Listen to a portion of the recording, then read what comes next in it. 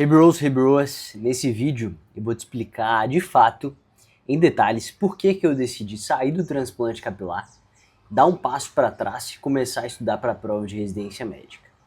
Esse vídeo vai ser dividido em 6 pontos, tá? Primeiro ponto, a história até o transplante capilar. Depois, por que eu decidi sair do transplante e largar de fato, tendo uma segurança nisso. Por que fazer uma residência médica? Quais as minhas seguranças para dar esse passo para trás? Quais os planos daqui para frente e qual especialidade fazer, os motivos dessa escolha. Então, gente, olha só. Primeiro, qual foi a minha história até o transplante capilar, para vocês compreenderem, né? Eu me formei em medicina no final de 2024 e eu conheci uma pessoa que me fez uma proposta. Falou assim, Gustavo, vai lá me acompanhar e tudo. No final da faculdade, eu decidi ir acompanhar essa pessoa. Porque na faculdade de medicina a gente não tem contato com transplante capilar. Quem faz medicina que tá vendo esse vídeo sabe muito bem disso. Eu falei, não, então tá, vou lá conhecer e tudo mais, que é uma coisa bacana. Essa pessoa era referência nisso e eu decidi conhecer. E aí, beleza, eu fui e gostei. Ela falou assim, Gustavo, se você quiser, eu quero abrir as portas para você, porque eu vejo que você tem potencial nisso tudo. E eu tinha gostado, realmente. Era uma coisa até então desconhecida, né? E aí eu fui lá conhecer, gostei e tudo, e depois voltei para a faculdade, finalizei a faculdade, logo depois, na semana seguinte, eu já fui lá conversar com ela. E aí ela fez uma proposta para mim para eu começar a fazer o fellowship dela. Fellowship, para quem não sabe, é como se fosse especialização mesmo, especialização prática e teórica, só que não se encaixa em residência médica nem pós-graduação, certo? É uma pessoa que tem muita experiência naquilo que faz e vai te ensinar aquilo na prática e te dando teoria base para que tudo aquilo aconteça. Então, para mim o transplante, gente, pra vocês entenderem, caiu como uma oportunidade. E eu sempre fui um cara que, assim, sempre quis investir muito no meu digital e tudo, e pensava, poxa, residência médica vai ser uma coisa que vai me atrasar um pouco, de certa forma, compreende? E aí eu falei, não, eu acho uma boa oportunidade, uma coisa de acesso direto, e que eu já tô com uma pessoa de referência, eu me gostei, basicamente, depois vamos ver. E aí fui. Eu mudei para Ipatinga, Minas Gerais, até então eu morava em Valadares. E aí comecei a não trabalhar de fato, né, mas a estudar ali e mudei de fato para isso, para o transplante. Primeiro mês eu não ganhei nada, inclusive, tava ali para poder aprender, estudar, tinha minha renda digital que me dava essa segurança. E aí comecei. Fiz o fellowship dela, 6 meses ali. O fellow, na verdade, durava 4 dias no mês. E eu fazia todos os dias, então eu tive, é como se fosse um intensivo mesmo, intensive learning, assim, direto, todos os dias eu tava lá, aprendendo cada vez mais. E aí eu acabei que realmente, eu considero que eu fiquei muito bom no transplante. Tive minhas cirurgias depois de um tempo, aprendi bastante, desenvolvi minha expertise, só que, por que eu decidi sair, né? Mas antes disso, galera, antes de vocês se entenderem por que eu decidi sair, já se inscreve aqui no canal. 80% das pessoas que veem esses vídeos geralmente vêm, assistem e saem. E acaba que se inscrever pra gente é muito importante porque a gente fica mais engajado e tudo, vai crescendo aos poucos e curte também se fez sentido pra você. E já comenta aqui embaixo o que você acha dessa história e qual que é a especialidade que você acha que eu vou seguir daqui pra frente. Então, por que eu decidi sair? Porque eu pensei, gente, qual que é a viabilidade disso a longo prazo, né? Falei, poxa, eu comecei a me incomodar. Porque, primeiro, era uma cirurgia, geralmente é uma cirurgia por dia, uma cirurgia muito longa, vamos aos pontos, né? Por que sair? Por conta desses pontos. Uma cirurgia extremamente longa, cansativa, que precisa de uma logística muito grande para isso acontecer, digamos assim, que é uma equipe muito grande e especializada, pessoas muito boas no que fazem. Que a nossa equipe lá era basicamente eu, a outra médica, né? Um anestesista, nossa cirurgia sempre tinha anestesista, tem gente no Brasil que não faz com anestesia.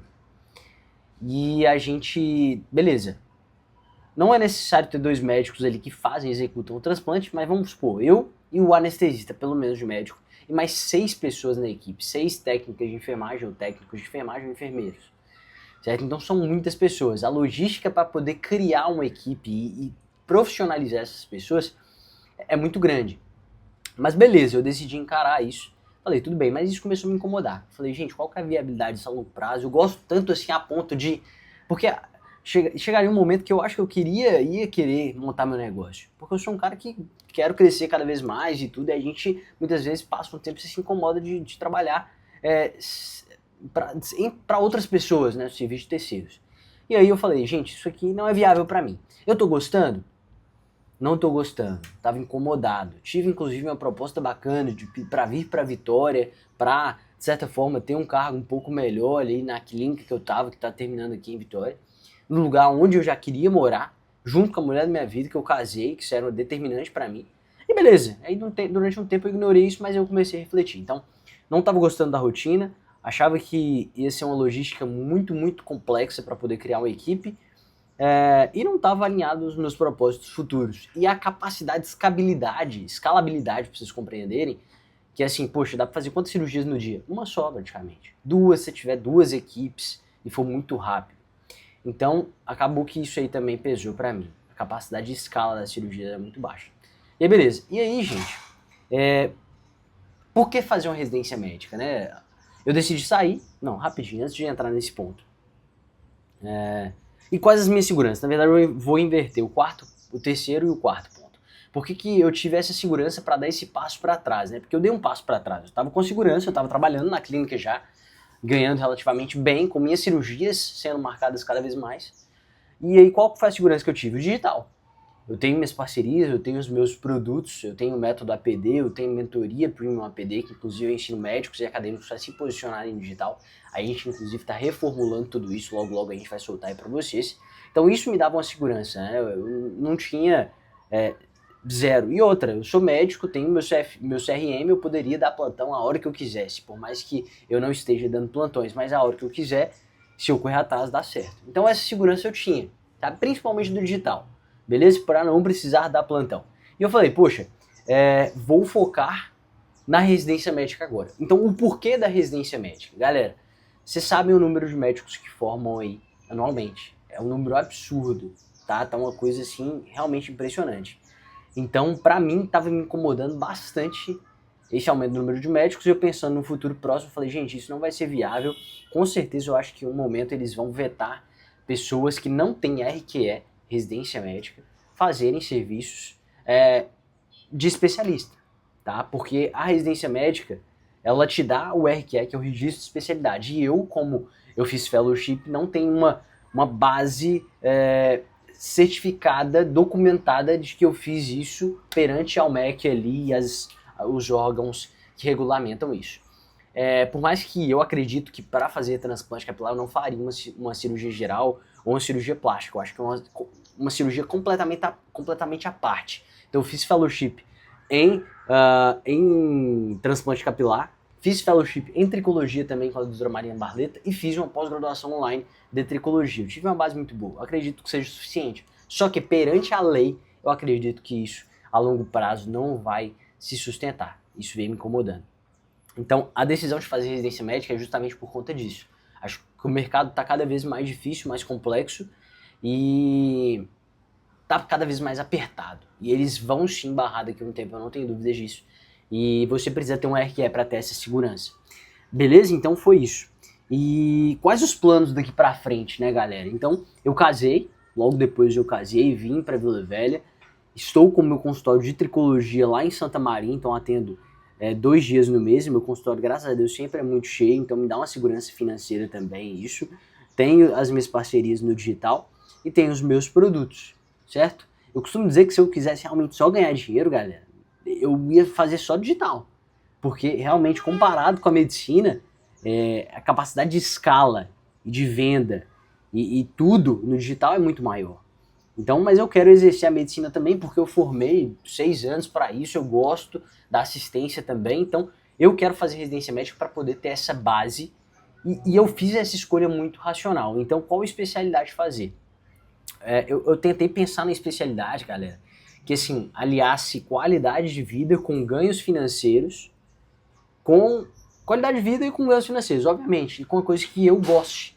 São esses 3 pontos. Qualidade de vida, ganhos financeiros e fit, né, com a especialidade. Então, muita gente está falando de ortopedia, não sei se vai ser, eu não vou contar aqui nesse vídeo ainda, é uma incógnita ainda, mas vocês podem comentar aqui embaixo.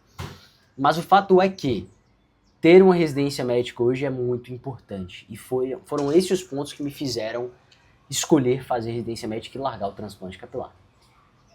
Mais uma vez dizendo, não acho que para fazer transplante capilar precise de uma residência médica, tecnicamente falando, porque eu acredito que seja suficiente você fazer uma formação boa com pessoas que sabem muito sobre. Porque na residência de cirurgia plástica, já conversei com cirurgiões plásticos, já conversei com cirurgiões normais, eles não têm essa base, a gente mexe com couro cabeludo, incisões em couro cabeludo, óbvio que tem ali, tem sangramento, tudo, mas a gente é médico, então a gente sabe a base daquilo tudo, tem que usar transamin, parará, sutura, se precisar, etc. Tanto que nem precisa de sutura, na verdade, hoje a técnica é FUE, não é FUT mais, que arrancava aquela faixa de cabelo super grande, né, de couro cabeludo, hoje é uma técnica muito menos invasiva. Então acredito que seja o suficiente. Só que, tecnicamente, burocraticamente falando, para vocês entenderem, eu acredito que vai complicar daqui a um tempo. O mercado está ficando cada vez mais seletivo e mais complicado, burocraticamente falando, em termos de CRM e CFM.